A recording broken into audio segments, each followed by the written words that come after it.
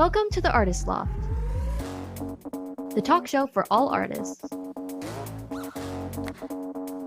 Join us each show as we spotlight a variety of different creatives, hosted by the Florida Arts Network, with Richard Sosa and Frank A. Ruffolo.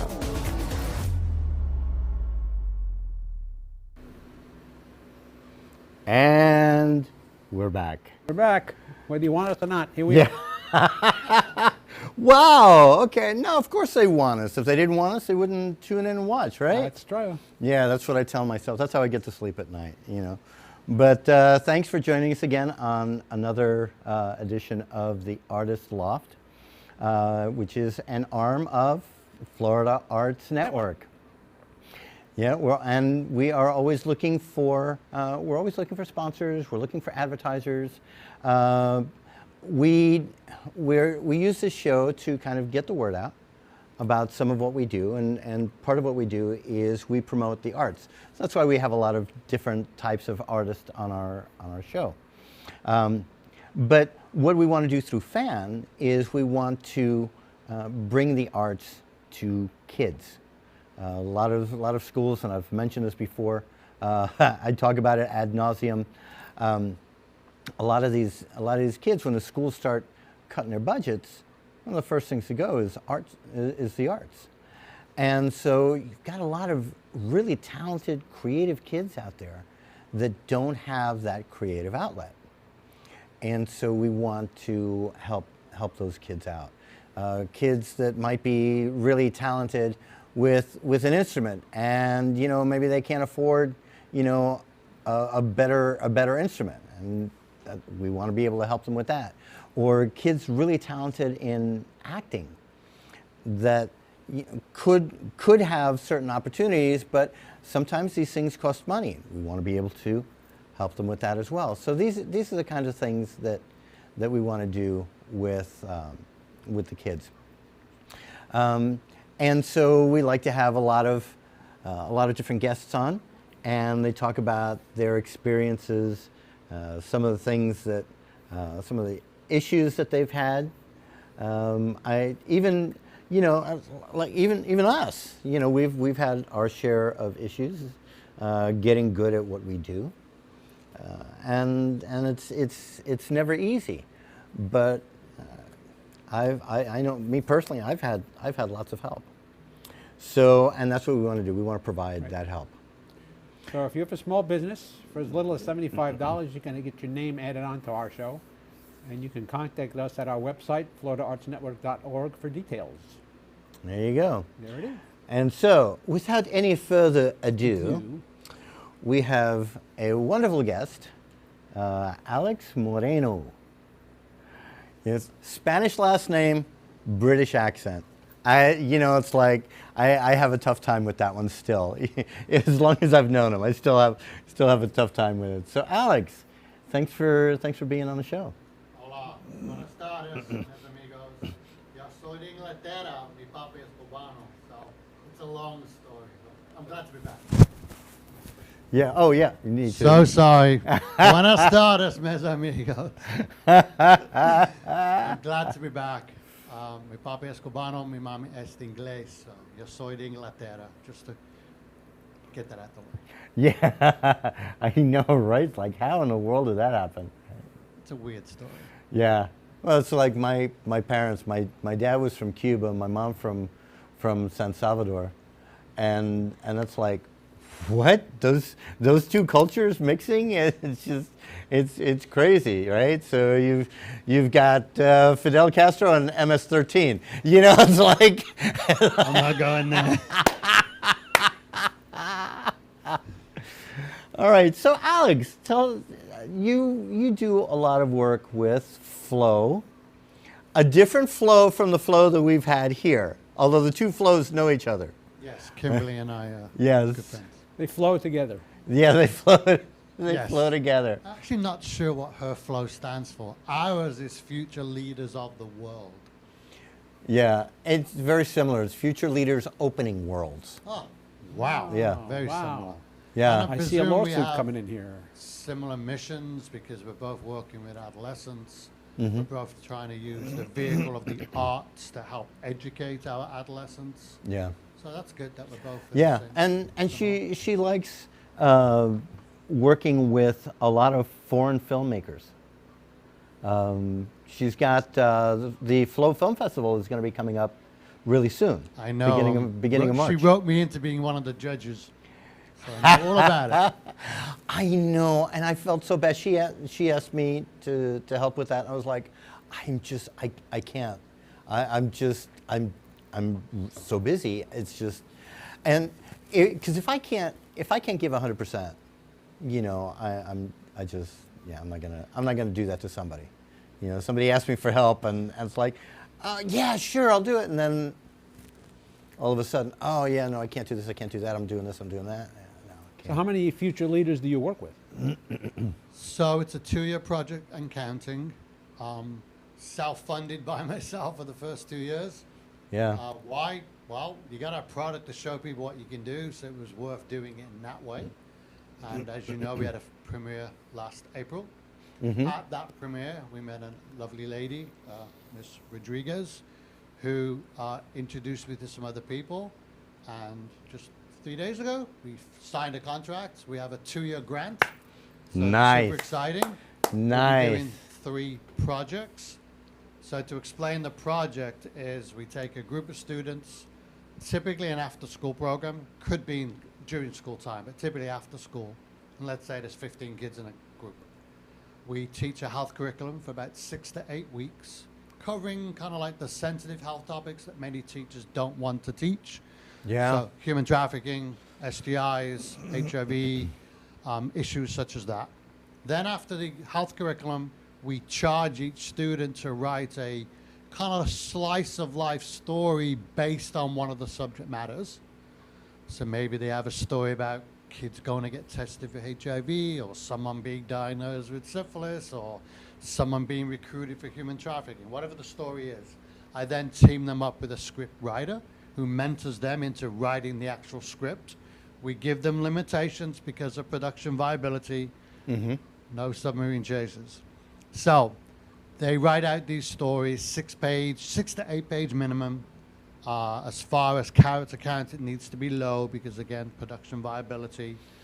Mm-hmm. We have a separate youth advisory board made up of their peers that review the scripts, and they score them, and they're pretty low scores to start with until we get through development. Then we develop the scripts. Eventually, the highest rated script gets shot into a film, and that will be shot in English and Spanish because we're working in Miami-Dade right now. Mm-hmm. If we go to other areas, which we can talk about, that'll be different languages. Now, we've got, let's say Frank gets his script chosen. We've got 14 other pissed off students that are like, what? My script didn't get picked up. So we offer a pathway to production, employment opportunity. All the other 14 students come on board with our crew. They get involved in pre-production meetings. They then are assigned a position on set. So maybe today, Richard, you're going to work hair and makeup. Tomorrow, you're going to work cameras. And the third day, you're going to be the gaffer. And everybody switches around. So they get a very good opportunity about what the careers are on a set. Then, again, those 14 students are charged with making a documentary film on this whole journey of their group from beginning to end. So they get their very first job. We pay them to do the documentary. And then some of the students who maybe really want to go a little further, they then join our education advisory board, who then put lesson guides together based on Frank's script in English and Spanish. So once the package is completed, an educator can go to our website, download the film, Rumors in English, Rumores en Español. It's about STIs. The teacher shows the film, 5 or 6 minutes long. All that film does is capture the student attention, and then the teacher comes in with our lesson guides and teaches the actual subject matter. So we have 4 subject matters so far, and we're slated because our funding is from SAMHSA, which is a federal agency. It stands for Substance Abuse Mental Health Service Administration. So SAMHSA's charging us for the 3 film projects on suicide prevention, and substance abuse. So there's some great topics to work with in these next 3 projects. Yeah, I'm boy. so sorry. Someone really wants to get a hold of me. Yeah, yeah. So, yeah, and it's crazy, but I mean, I can relate to all of that. All of that. The substance abuse, been there, done that. And the students act on screen too? So the actual project is more about developing the content so that we end up with a kick-ass film. Now, we offer things for the students, so if they have an inclination to act, they have an opportunity to audition. We've only had some success that way because most of our student writers are not actors. Maybe as extras, that's easier. But as far as actors, we want great actors in front of the camera. So they have a chance to audition. It's actually how I met Richard. He auditioned for Yeah, me. yeah. Through one of the actors that was in his shows, he was looking for somebody, and so one of the actors on there connected the two of us. It was hysterical, and now I haven't heard from that actor in a while, but She's moving on to other stuff. But Yeah. I mean, Yeah. so It's a shame. the opportunities are always there, centered around flow. We get to know these kids really well, so I've often just had an informal chat about money management, how to budget, why compound interest is your best friend. I mean, Yeah. these things pop up on set and stuff, and we have conversations. yeah. so- And so let me ask you, what do you the reactions from some of these kids the first time that they're on a set? Oh, they're goo goo gaga, eyes bugged open. They don't know what they're doing here. Even just seeing a script develop for the first time, they have an idea, and then they're working typically with a screenwriter. Yeah. Hash out the idea, then they're on a Zoom call, say, and the student, that's called the student, Christine, is with Alex, the writer, and when they see their words coming up in final draft, and then we're explaining what a slug line is and why it's set that way, they get a lot out of it. They learn along the way, even when they're not learning, if that makes sense. Yeah, no, they do, and being exposed to that is eye-opening because 99% of people that go to watch a movie have no idea what's involved in the pre-production.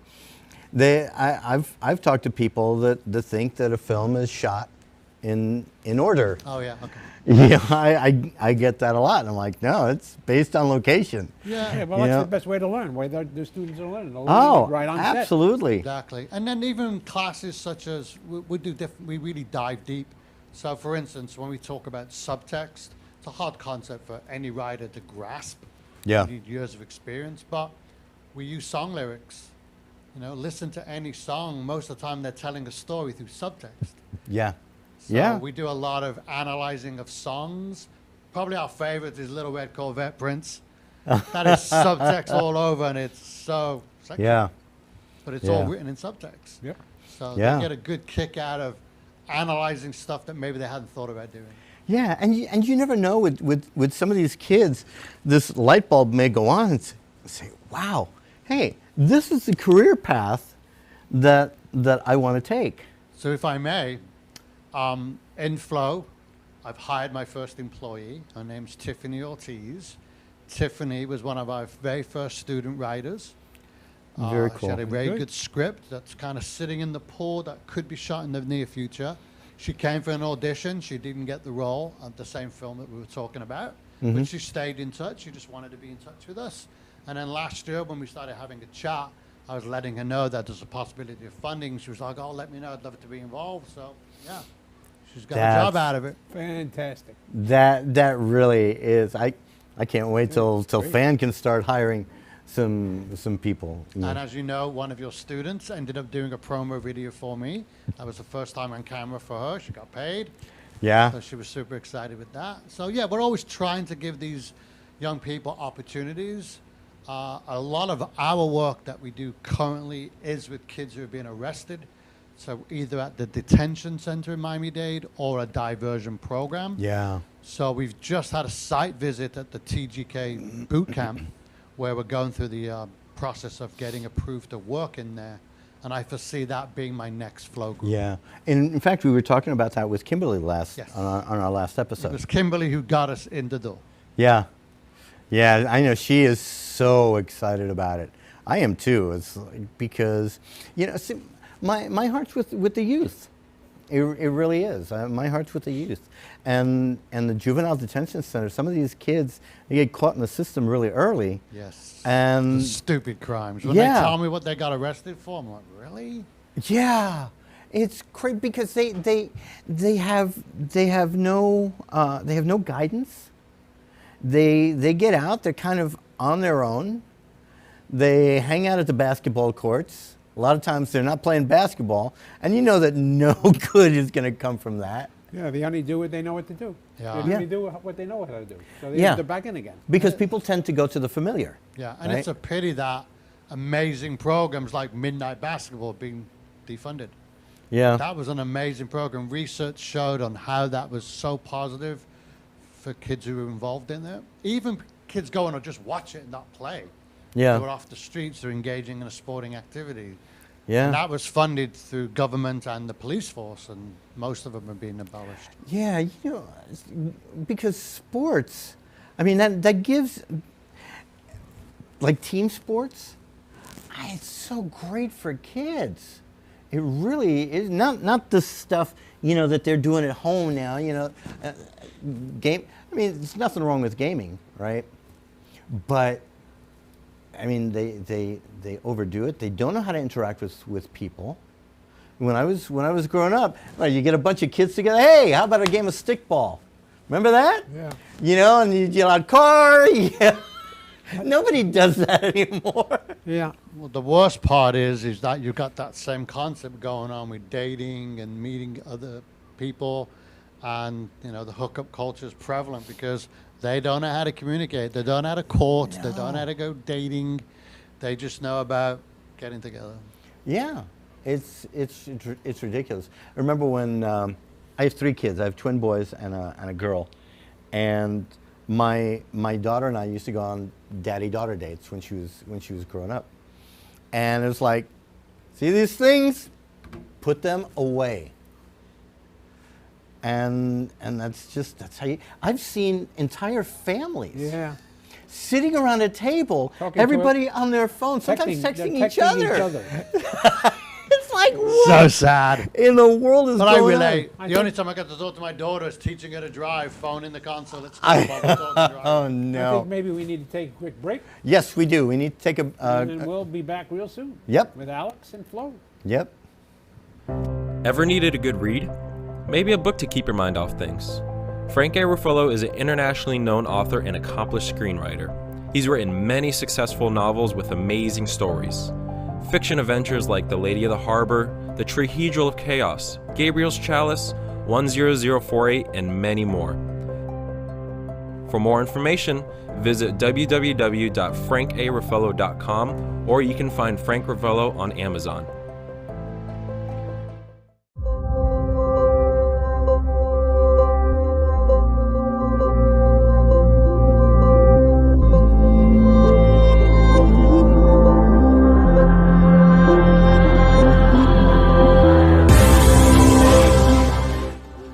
Hey, what's up, everybody? This is Agent Romante, but most of you know me as Esteban Julio Ricardo Montoya de Rosa Ramirez from The Sweet Life of Zach and Cody. I just wanted to give a shout out to my man Richard Sosa. He is one of the best acting coaches that I've had the pleasure to work with, and he's actually worked with me in my program for many years, and I highly recommend this guy. So if you have an opportunity to work with him, what are you waiting for? Now, get out of my face. Esteban Julio Ricardo Montoya de Rosa Ramirez. I am out.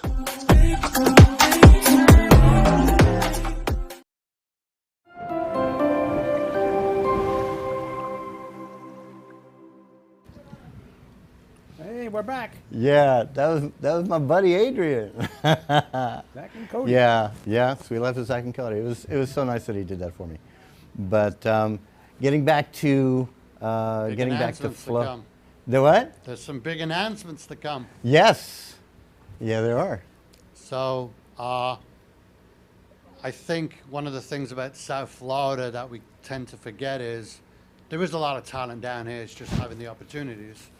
So oddly Absolutely. enough, around about Thanksgiving, we were approached by the Peace Corps corporate office, and they have a project with youth in Dubno, Ukraine, that they planned a year before.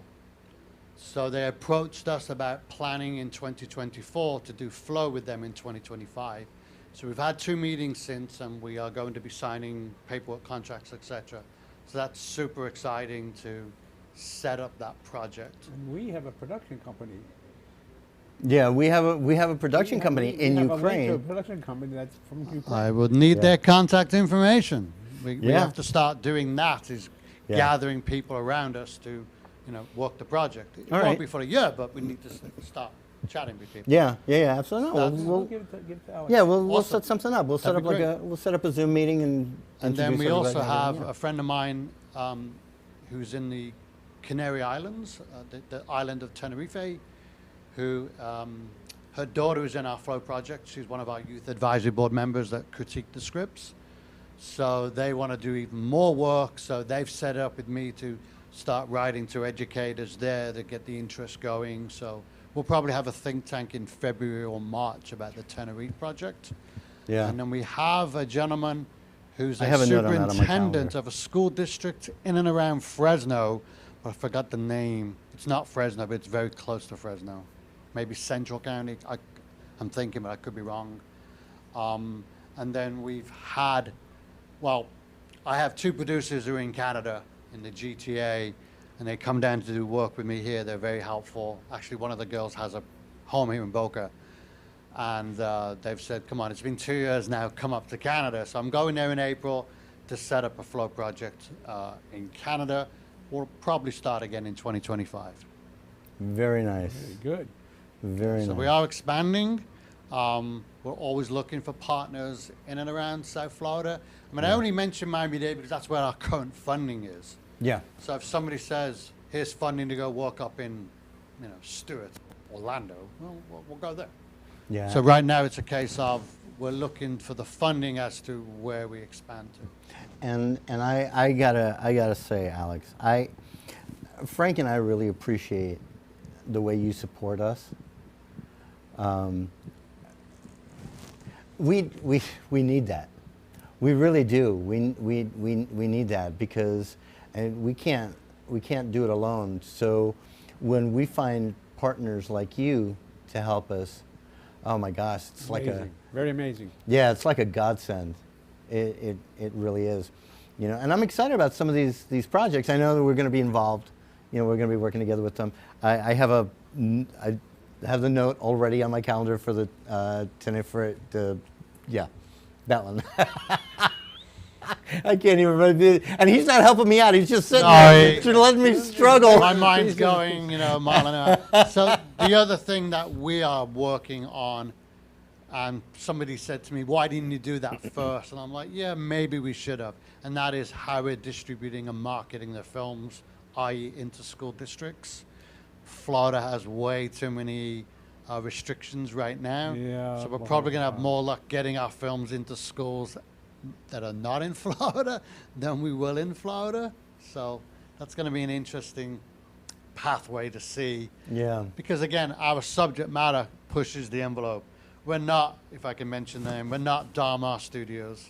Yeah. I know he's very well supported. The quality of his films are good, but the subject matters are so cheesy.